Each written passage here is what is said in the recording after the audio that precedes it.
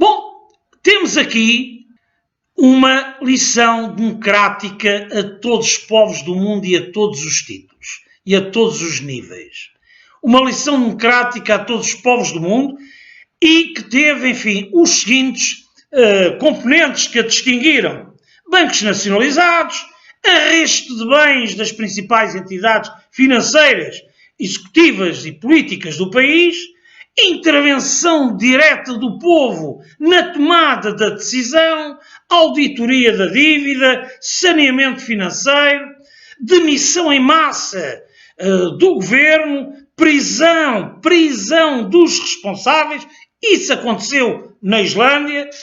Consolidação dos mecanismos de democracia direta e semidireta e, acima de tudo, uma nova Constituição, a primeira, como vos disse, a ser redesenhada, a ser escrita formalmente pelos cidadãos.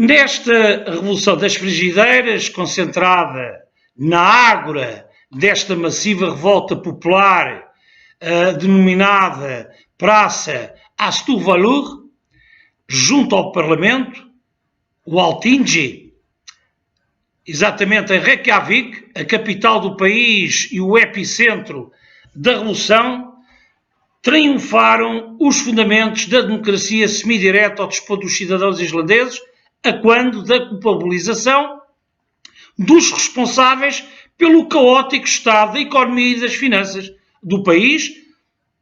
Na verdade, conjugaram-se instrumentos de democracia direta com a representação, e daí a dominação de democracia semidireta, e na verdade esta foi uma revolução que permitiu o pleno exercício e a vitória da cidadania, puxando, por exemplo, pessoas comuns para a prática dos negócios públicos e políticos, e tendo em vista repor a força do poder democrático espelhado com a participação direta dos cidadãos na reconfiguração constitucional da lei fundamental, a Constituição. Durante um processo de arrastamento da grave crise económica e financeira que graçou no país a partir, precisamente, de outubro de 2008. Na Praça Sturvalur, a ágora, como vos disse, a ágora de Reykjavik, o povo veio em massa durante 3 meses consecutivos e aderiu em massa e veio para a rua para exigir explicações e apontar sem tréguas o dedo aos responsáveis, nomeadamente e particularmente políticos e banqueiros, culpando-os perante a realidade devastadora de uma enorme fraude e pelo estado caótico a que tinha chegado a economia e as finanças da sua Islândia, após, aliás, o choque da bancarrota oficialmente declarada, precisamente no dia 8 de outubro de 2008, pelo primeiro-ministro da época, o Gerhard, que informa o país a transbordar já de corrupção e dívidas, que os 3 principais bancos islandeses tinham efetivamente falido. Ao mesmo tempo, no mesmo dia e na mesma hora. E então Deus abençoa a Islândia, não é? Assim terminou o seu discurso fatalista num semblante, enfim, a lembrar a chegada de um novo apocalipse que na verdade veio a acontecer. Um brutal colapso motivado pela especulação imobiliária com a consequente falência daqueles 3 principais bancos islandeses. Relembre-se que na Islândia a saúde e a educação não admitem no seu seio serviços privados, tal é a excelência da qualidade oferecida pelo Estado. Não tem, por exemplo, forças armadas desde o século XIII, apenas existindo uma força de elite reduzida em torno de 700 efetivos estrategicamente vocacionados para a sua primacial missão, que é a segurança interna do país. Bom, partiu-se efetivamente então para a Revolução. O que é que aconteceu aqui? Destaca-se, na verdade, a potencialidade do espaço ciberdemocrático, especialmente a rede social do Facebook, que veio a funcionar, neste caso, na plenitude, quanto à interligação dos cidadãos para a convocação do debate de sugestões, projetos, vontades do novo figurino político, económico e financeiro para o país. A internet, diga-se de passagem, nesta revolução dos cidadãos, resultou adequadamente como meio de comunicação para a divulgação dos intentos populares. Foram dias e noites de intenso fervor ruidoso, com o som de milhares de pessoas a baterem tachos, panelas e frigideiras, onde não se viu sangue, mas, naturalmente, porque as revoluções são assim mesmo, normalmente arrastam imenso sangue, corta-se a relva muito rente para surgirem novos dados completamente fora daquilo que estava consignado até à altura. E, portanto, este fervor ruidoso naturalmente criou alguns incidentes pelo meio, como foi o apedrejamento do carro oficial de Gerhard, com ele precisamente lá dentro. E também alguns ovos podres. Exigiu-se nas ruas de Reykjavik a imediata demissão do governo, que aliás veio-se precisamente a consumar muito pouco tempo depois, culminando esta revolta com um forte cordão humano à volta do Alþingi, que é o Parlamento, como vos disse, o Parlamento islandês, no sentido de impedir a entrada dos seus 63 deputados. Nesta sucessão célere de acontecimentos espontâneos nesta Revolução Islandesa, emergiram exponencialmente os mecanismos de democracia direta ao dispor dos cidadãos islandeses. Até esta histórica sublevação popular, consubstanciada numa revolução denominada, como já vos disse, das frigideiras, foi alavancada, e aqui para nós isto é relevante, foi alavancada formalmente a partir do Tjottfundur. O que é o Tjottfundur? O Tjottfundur é o primeiro parlamento, a Assembleia do Povo, a Assembleia Geral de Cidadãos, constituída por 1000 representantes nomeados a partir das Assembleias locais. Ali, no Tjottfundur, na Assembleia Geral de Cidadãos, todos os cidadãos são convidados a participar, usando, se for preciso, da palavra e dizendo da sua justiça. É o local onde se, de facto, reúnem os islandeses sempre que aconteça a possibilidade de decidir matérias de relevante interesse e desígnio nacional. Funciona como um árbitro ao poder, quer legislativo, quer executivo, mas que ganhou, nesta revolução, uma brutal força. De facto, foi esta instituição, o Tjottfundur, a Assembleia Geral de Cidadãos, a mãe, a progenitora desta revolução popular na Islândia. Uma revolução extraordinariamente singular, conforme, aliás, salienta na reportagem ao país, que foi quase uma exceção, feita pela revista Visão, com o título A crise levou o dinheiro, mas não levou a criatividade. E, na verdade, os islandeses foram exímios de criatividade política. E também nesta reportagem inclui excertos da entrevista a Einar Már Guðmundsson, que foi, aliás, um conceituado escritor islandês e um dos organizadores e obreiros dos protestos desta sublevação popular na Islândia.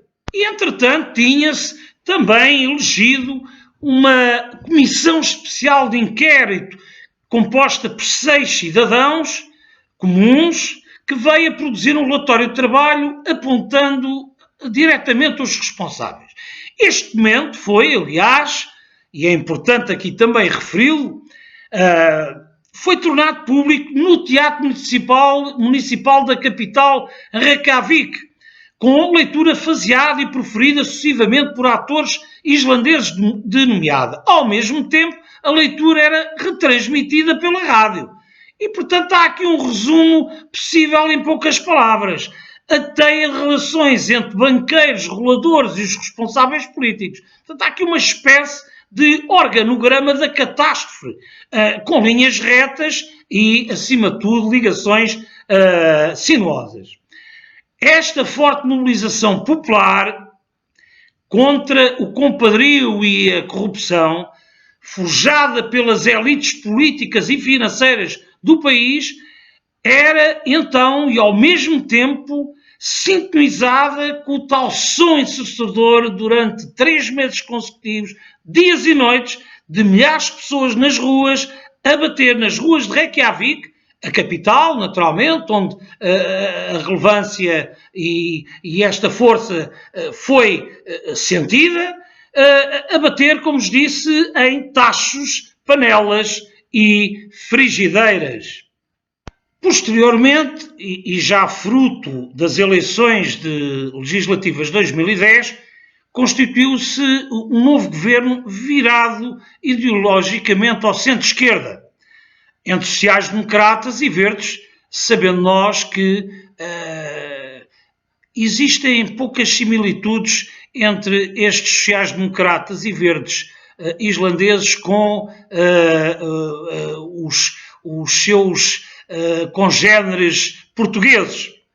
E, portanto, este governo, virado, como vos disse, ideologicamente ao centro-esquerda, ele ficou respaldado às Assembleias Populares que estão disseminadas na Islândia. E também a uma nova composição parlamentar maioritária que vem iniciar funções precisamente em fevereiro de 2011 para instituir uma outra Constituição. Na verdade, com assento do Parlamento ficaram uma série de partidos, uma nova composição parlamentar, desde os Verdes, a Aliança Social Democrata, os Independentes, o Partido do Progresso, que é um partido ruralista de direita, o Partido da Independência e destaque-se aqui um partido que surge no seio desta revolução, denominado o Movimento, tal força partidária que saltou para a ribalta com a Revolução Islandesa e que se integrou na ação política, tornou-se partido e que, à imagem de Mose Ostrogorsky, que um proeminente cientista político russo que viveu entre 1854 e 1919, tende, na ideia dos seus fundadores deste o movimento, a ser uma organização transitória. Torsari, que era o presidente na época deste o movimento, um cargo, aliás, que também rodava todos os anos, Sari explicava à revista Visão, precisamente em 3 de maio de 2011, que o movimento era um partido com os dias contados. E considerava que, ao fim de 2 mandatos, se conseguissem cumprir o seu programa, acabavam. Se não conseguissem, acabavam também. Portanto, e este programa, o programa deste movimento, o movimento baseava-se em 3 pontos. Aprofundar, acima de tudo, a essência e qualidade da democracia. Resolver, em segundo lugar, o problema das famílias endividadas. E acabar, em terceiro lugar, com o desemprego. Na verdade, este partido foi-se, enfim, desgastando, provavelmente porque não foi preparado estruturalmente para ser partido político, desramificou-se, desconstruiu-se noutros movimentos, uns mais radicais, outros mais moderados, mas, na verdade, surgiu e tomou preponderância nesta época. Fazendo aqui um à parte, para aquele proeminente autor russo, o Mose Ostrogorsky, que numa obra que jamais se apagará no tempo, denominada, intitulada A Democracia e os partidos políticos. Para ele, os partidos políticos, como aqueles que viciavam a democracia, isto é, os seus dirigentes e as suas elites profissionais, tinham a obrigação de deixarem de existir como organizações permanentes. Portanto, estas organizações deviam passar a ser transitórias e em torno de projetos e objetivos precisos de acordo com os reais interesses da população. Quem fosse eleito para o Parlamento, representaria assim, na realidade, aqueles programas, e Moshe Ostrogorsky, já na época, fundamentava assim esta questão dos partidos temporários na página 247 da citada obra. Num intervalo que separa as eleições gerais umas das outras, a atividade de várias associações relaxa, especialmente no partido vencedor. Alguns deles dão mesmo um único sinal de vida ou só existindo no papel. Mas, com a aproximação de eleições, todos eles acordam e ganham vida. Para este ilustre visionário sociólogo e cientista político russo, a partir do momento em que os partidos elegessem deputados, deixavam de o ser e fechavam transitoriamente as portas das suas sedes até ao próximo período eleitoral. Ostrogorsky defendeu uma tese revolucionária que ganhou imensos adeptos, como também detratores. Adotou uma metodologia com levantamento de questões ainda hoje atuais. Afinal, podemos, de certa e alguma maneira, admitir não ser tão utópica como parece esta concepção ter alguma aplicabilidade nos dias de hoje, nos tempos odiernos. Por outro lado, também não é real o Parlamento islandês fazer uso de instrumentos, o próprio Parlamento islandês, não a Assembleia Geral de Cidadãos, mas o próprio Parlamento islandês fazer uso de instrumentos de democracia direta similares aos métodos da democracia direta ateniense. Tomamos como exemplo o sorteio e rotação dos lugares fora da lógica partidária, exatamente neste Parlamento, que eram, afinal, tão criticados por Platão. Na verdade, na pequena sala de sessão do Alþingi, as cadeiras estão todas juntas, que nenhum deputado se pode levantar sem pedir licença ao colega do lado. E, portanto, os lugares são rotativos. Os partidos não mandam na distribuição das cadeiras e cada lugar é sorteado anualmente. Voltando aqui um pouco atrás, os delegados eleitos do Tchot Funduro, a tal Assembleia Geral de Cidadãos, na altura e logo a seguir à proclamação da bancarrota pelo primeiro-ministro Gerhard, não quiseram esperar muito tempo pelas decisões do poder político. Enfim, para canalizarem, acima de tudo, os seus esforços no sentido de enfrentarem e resolverem eles próprios os graves problemas deparados na Islândia. E centraram-se neste período verdadeiramente conturbado, no debate para se eliminar a corrupção e incentivar-se à mobilização popular para a rua e, ao mesmo tempo, lançarem as bases da discussão sobre a consciência e a força de serem cidadãos na sua plenitude, ao exigirem, sobretudo, tomar diretamente parte na redação de uma nova Constituição. A verdade é esta, é que a ideia pegou rapidamente como um rastilho de pólvora, passou à ação prática e agilizou-se o processo. Foram então eleitos em 2010, diretamente pelos cidadãos, entre 522 candidatos, 25 representantes nomeados depois ainda oficialmente pelo Parlamento islandês, o Alþingi, e mandatados para redesenharem então a nova Constituição. A primeira, sublinhe-se, a primeira mundialmente a ser escrita diretamente pelos cidadãos e que acabou ainda por ser sufragada em 21 de outubro de 2012 por um referendo consultivo, e aprovada por 67% dos cidadãos islandeses. Há quem conteste estes números e,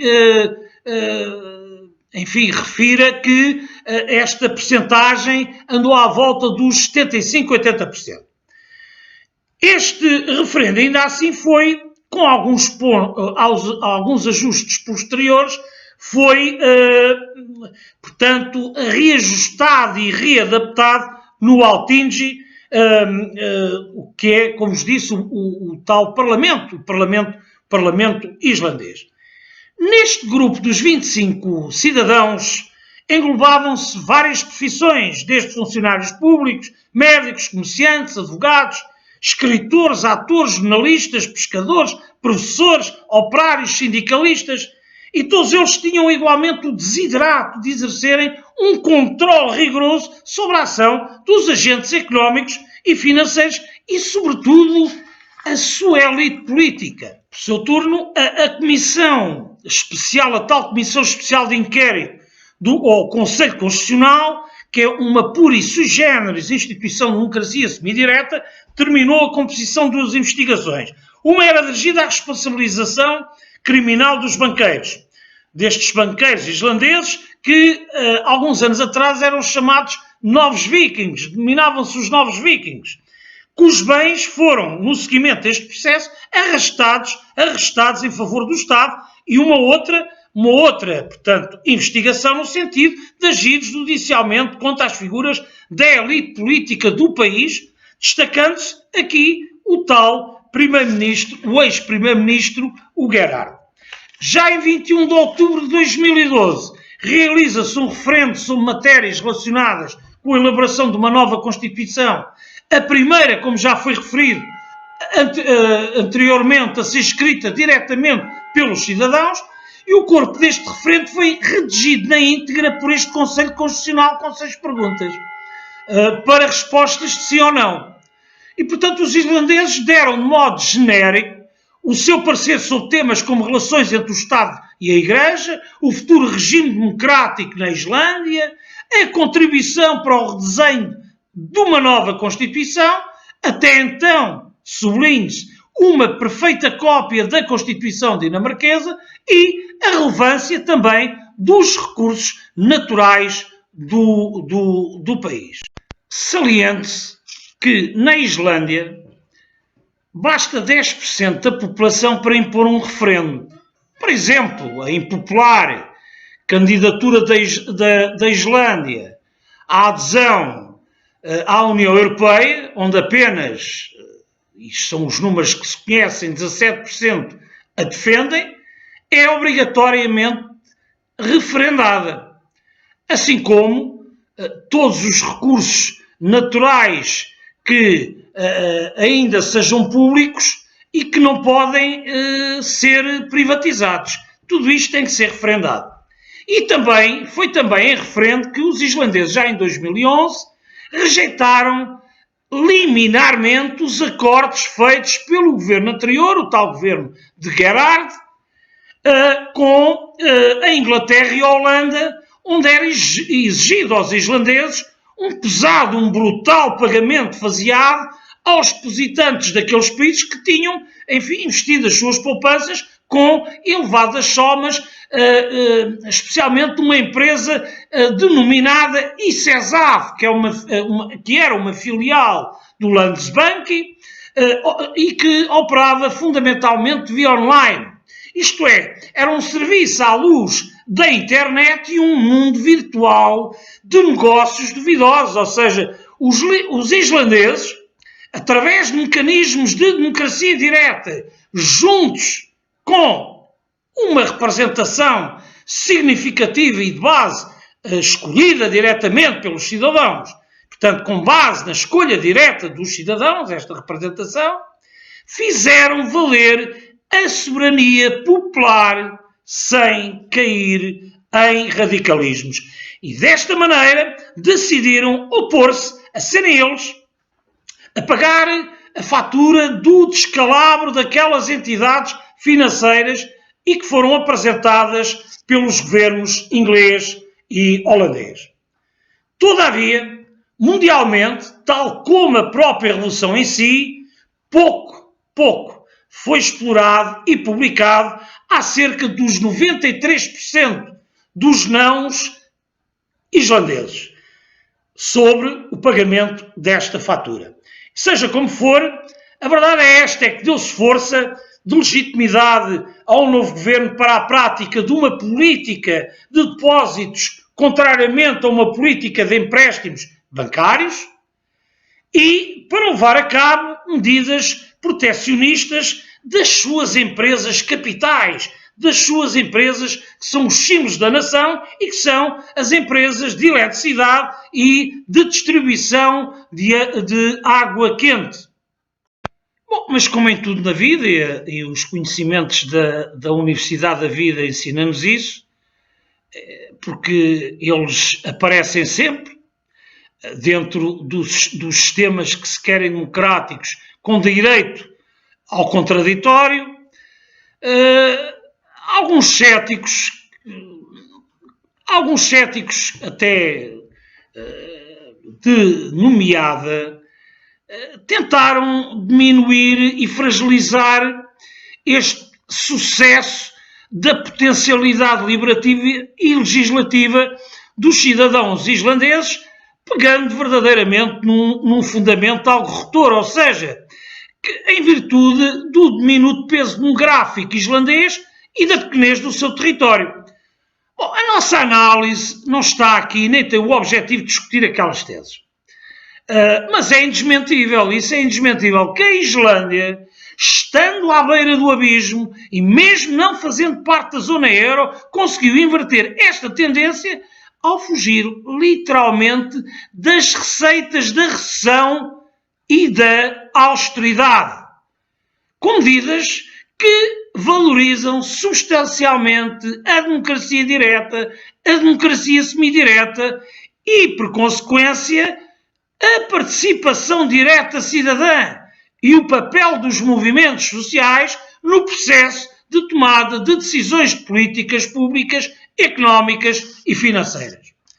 O rumo da Revolução Islandesa despertou imensos olhares curiosos, e como acontecimento ímpar da política mundial, deve ser olhada com atenção de um peculiar estudo de caso histórico, social e político.